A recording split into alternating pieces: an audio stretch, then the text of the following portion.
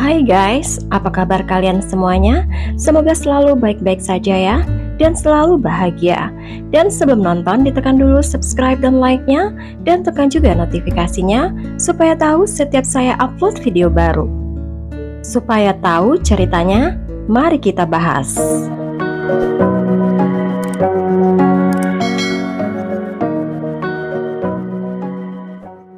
Kali ini, kasusnya berasal dari Australia, ke ibu kota Australia Barat yaitu Perth.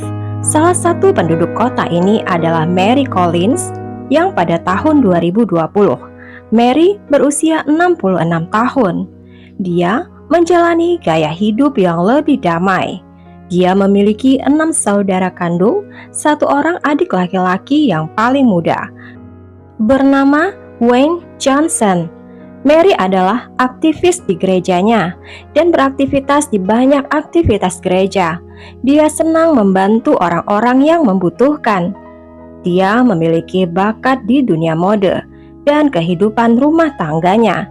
Dia bekerja paruh waktu di toko pakaian dekat rumahnya.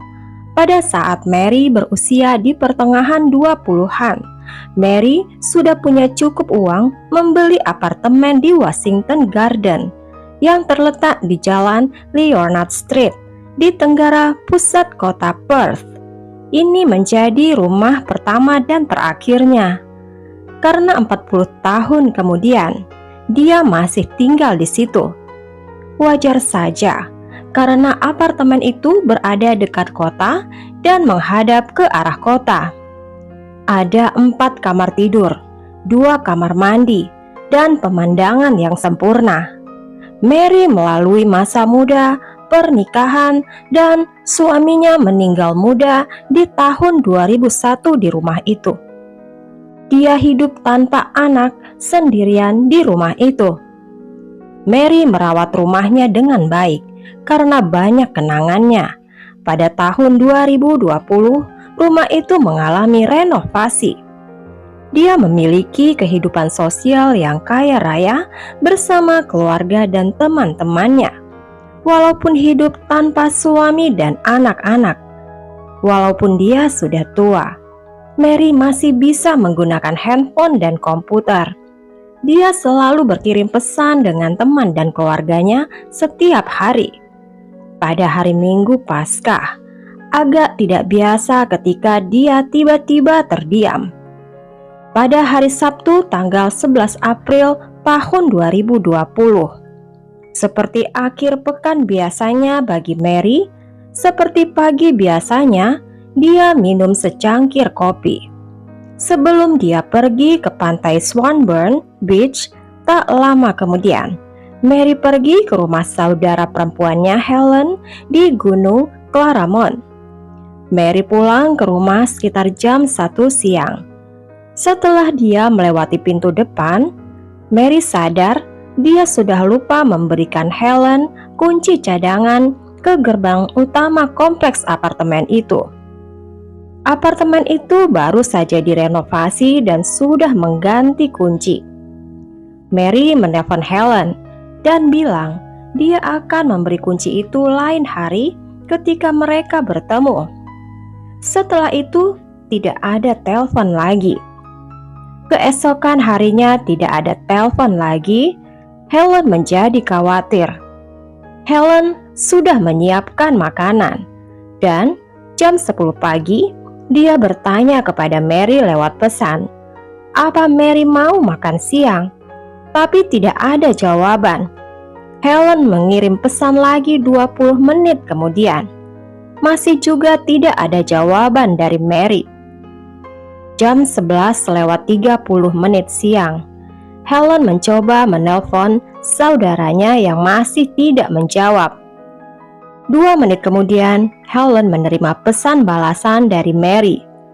Hai Helen, maaf tidak mengangkat teleponmu. Aku merasa kurang sehat. Selamat Paskah. Helen bertanya, bisa nggak aku telepon kamu? Aku khawatir. Dan dijawab oleh Mary lewat pesan, aku kehilangan suaraku karena aku kurang sehat. Mary tidak mau mengangkat telepon, dan cara dia bicara membuat Helen merasa khawatir. Helen khawatir keselamatan Mary saudarinya itu, dan memutuskan menelpon adik laki-lakinya, Wayne, yang tinggal bersama putranya yang berusia 12 tahun, tidak jauh dari apartemen Mary, untuk mencek keadaan Mary, apa dia baik-baik saja. Segera Wayne sampai ke apartemen Mary, dan setelah itu Helen tidak dapat menghubungi telepon Mary maupun telepon Wayne. Mereka tidak juga membalas pesan. Mendadak seluruh komunikasi ke apartemen Mary terputus. Berjam-jam berlalu. Helen menjadi bingung dan ketakutan. Mary diam, mungkin karena dia sakit. Tapi Wayne tahu kalau Helen sedang menunggu teleponnya. Tidak masuk akal bila Wayne tiba-tiba mengabaikan Helen. Setelah 3 jam, akhirnya Helen memutuskan mencari bantuan. Tapi Helen sudah punya kunci cadangan rumah Mary. Dia dikawal oleh menantu laki-lakinya. Helen pergi ke apartemen Mary. Di pintu gerbang, Helen bertemu dengan tetangga Mary. Ketiganya melihat mobil Helen dan Wayne ada di gedung itu. Ini mengkhawatirkan. Mereka naik ke lantai 8. Semuanya khawatir apa yang terjadi di balik pintu nomor 35. Ketika sampai di pintu depan apartemen, suasana hening dan tidak ada suara apapun di dalam. Helen membuka kuncinya dan pintu terbuka. Sebelum Helen sempat melangkahkan kakinya masuk ke dalam, menantu dan tetangganya menahan Helen.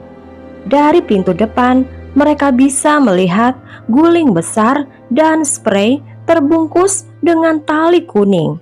Dan di belakangnya adalah tubuh Wayne Johnson. Mereka pun menelpon polisi. Polisi segera tiba di TKP dan keduanya jelas telah dibunuh. Tapi siapa yang bisa bertindak sekeji itu? Keduanya, Mary dan Wayne, disukai di lingkungan itu. Jelas ada perkelahian di seluruh apartemen. Perabotan dan barang-barang rusak berserakan di lantai. Botol limun dan kaleng minuman keras dibuang di beberapa kamar. Cairan milik korban di seluruh apartemen. Ditemukan juga teaser, alat kejut listrik, beberapa sajam, dan pembuka surat. Mary mengalami 24 luka sajam dan Wayne mengalami 25 luka sajam bersama 10 luka tajam lainnya. Pelakunya sudah melarikan diri. Detektif dengan cepat mengadakan penyelidikan. Tidak ada tanda masuk paksa. Apartemen itu ada di lantai 8. Tidak mungkin pembunuh masuk dari jendela. Ada 2 kemungkinan, yaitu si pembunuh punya kunci cadangan atau Mary yang mempersilahkan pembunuh itu masuk, yang sepertinya tidak mungkin. Polisi menyelidiki latar belakang Mary, keluarga, dan teman-temannya.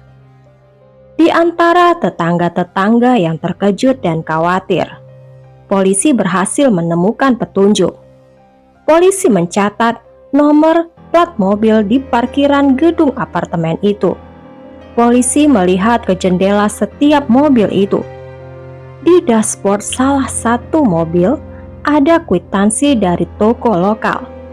Transaksi jam 6:45 sore hari Sabtu, tanggal 11 April. Barang-barang yang dibeli itu adalah terpal biru dan tali kuning. Polisi segera mencari mobil dengan plat itu di database seluruh Australia Barat. Tercatat, mobil itu milik seseorang yang tinggal di Washington Garden. Dia adalah tetangga sebelah apartemen Mary. Namanya Luke Fawcett, berusia 27 tahun saat itu. Luke menyewa flat satu kamar tidur di seberang lorong dari apartemen Mary. Dia memiliki beberapa pelanggaran mengemudi dan 2 kepemilikan obat-obatan, tapi dia tidak memiliki sejarah kekerasan. Orang tua Luke sudah bercerai. Hampir tidak ada teman ketika dia tumbuh. Dia tidak memiliki masa kecil yang menyenangkan. Dari luar, Luke terlihat sukses dan orangnya ramah. Dia lulus SMA dengan peringkat atas dan melanjutkan ke Fakultas Psikologi di Universitas Australia Barat. Dia bekerja part-time di nightclub untuk membiayai kuliahnya. Setelah lulus, dia menjadi pekerja pendukung orang disabilitas, kemudian menjadi psikolog di bidang kesehatan mental. Dia pindah ke apartemen itu bersama pacarnya pada tahun 2016 dan sudah menjadi tetangga Mary selama 4 tahun terakhir. Hubungan bertetangga Mary dan Luke berjalan normal. Mereka saling tolong-menolong. Luke pernah datang ke apartemen Mary beberapa kali, membantu memindahkan perabotan Mary, membetulkan printer, dan merubah sandi Facebook Mary. Luke adalah laki-laki biasa yang bisa meningkatkan dirinya menjadi psikolog. Dengan gelar psikolog di bidang kesehatan mental, banyak orang yang menaruh kepercayaan kepada Luke dengan rasa hormat. Pada tahun 2020, beberapa hal buruk terjadi pada Luke, dan hal ini tidak berhubungan dengan virus corona. Luke didiagnosis dengan kecemasan dan depresi. Dia sering mengalami serangan panik dan tidak punya motivasi dengan pekerjaannya. Dia berhenti bekerja. Latar belakang terjadinya pembunuhan ini adalah, pada saat itu Luke telah salah menuduh rekannya melakukan pelanggaran seksual, dan ketika tuduhan itu ternyata suatu kebohongan, Dewan menganggapnya serius. Pendaftaran sementara sebagai salah satu psikolog dicabut karena alasan itu. Keadaan semakin buruk. Bulan Maret pacarnya meninggalkannya. Luke benar-benar hancur. Luke minum minuman keras dan merokok, sesuatu yang membuat orang kecanduan setiap hari. Dia kehilangan pekerjaan, reputasi buruk, dan hubungan yang gagal, dan kesehatan mental yang buruk. Memukul Luke Fawcett karena dia tidak punya uang. Luke terancam diusir dari apartemen. Dia mulai kecanduan minuman keras, obat-obatan terlarang, dan obat antidepresan yang berbahaya. Ketika polisi memeriksa Luke, mereka mengetahui bahwa Luke sudah memeriksa dirinya setiap hari ke rumah sakit. Dan karena luka-luka itu, beberapa luka robek kelihatan di kamera CCTV rumah sakit merekamnya tiba sekitar jam 3 sore. Luke menjelaskan luka-lukanya karena dia jatuh dari tangga ketika dia sedang memegang pisau steak.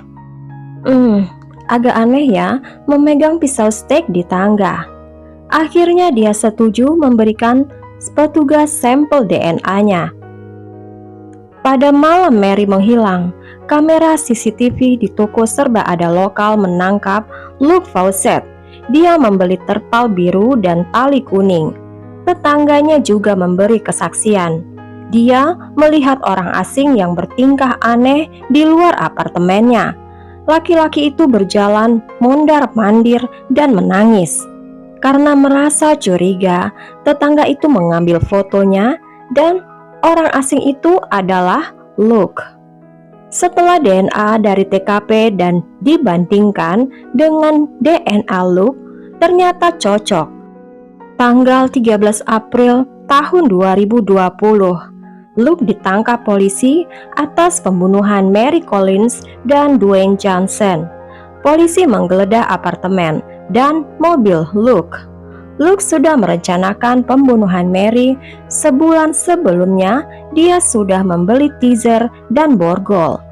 Dari tanggal 29 Maret, dia merekam dirinya sendiri di kamera dengan teaser dan sajam, dan dia menggunakan baju latex ketat.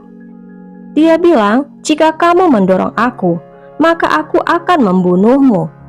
Polisi juga menemukan catatan di mobil Luke, mencakup sepatu, tongkat baseball, dan kabel pengikat, semprotan merica, dan lokasi pembuangan potensial. Luke bilang, video itu adalah bagian dari invasi rumah untuk pasangan game online dan daftar tugas untuk video game. Di catatan terlihat tanggal 4 April, dia sudah membeli skop. Data forensik menunjukkan bahwa Luke telah melakukan perjalanan ke timur laut Carib keesokan harinya. Dia menggali kuburan dangkal untuk persiapan. Polisi menemukan skop dan ransel di dekatnya. Pada tanggal 6 Maret terlihat di toko Burning Warehouse, dia membeli terpal, selotip, dan tali. Dan 5 hari kemudian, itu adalah waktunya Luke untuk melakukan aksinya. Hari Sabtu sore, tanggal 11 April, Luke bertamu ke apartemen Mary. Begitu masuk, Luke men-teaser Mary sebelum melukainya dengan sajam berkali-kali. Setelah Mary meninggal, Luke menggunakan apartemen Mary seolah-olah apartemennya sendiri. Dia mandi, minum smoothie, dan minum minuman keras. Dia mengirim pesan nakal kepada wanita yang dia sedang dekati. Dia membual kalau dia sudah membeli sebuah apartemen penthouse. Luke sadar dia butuh lebih banyak tali dan terpal. Dia kembali ke Burning Warehouse tengah malam dan menerima kwitansi pembelian. Malamnya, Luke mencoba untuk membobol akun bank milik Mary. Ketika Helen mengirim pesan, Luke sedang ada di apartemen Mary. Luke kaget ketika melihat Wayne ada di depan pintu.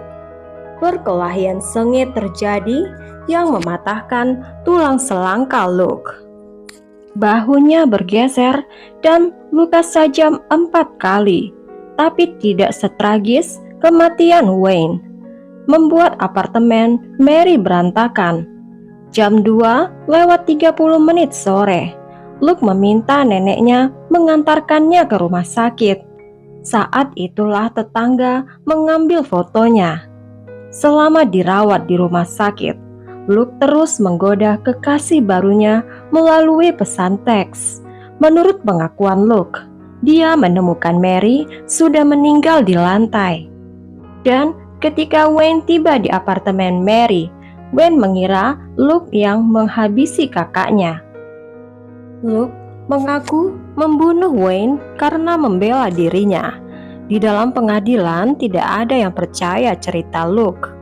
Pada bulan September tahun 2021, Luke dinyatakan bersalah untuk kematian Mary Collins dan Wayne Johnson. Luke dijatuhi hukuman 2 kali seumur hidup, dengan minimal 34 tahun sebelum dia memenuhi syarat untuk pembebasan bersyarat. Terima kasih banyak sudah menonton video ini. Bila kalian suka ceritanya, berikan subscribe, like, dan tekan juga notifikasinya untuk cerita-cerita yang lain. Assalamualaikum.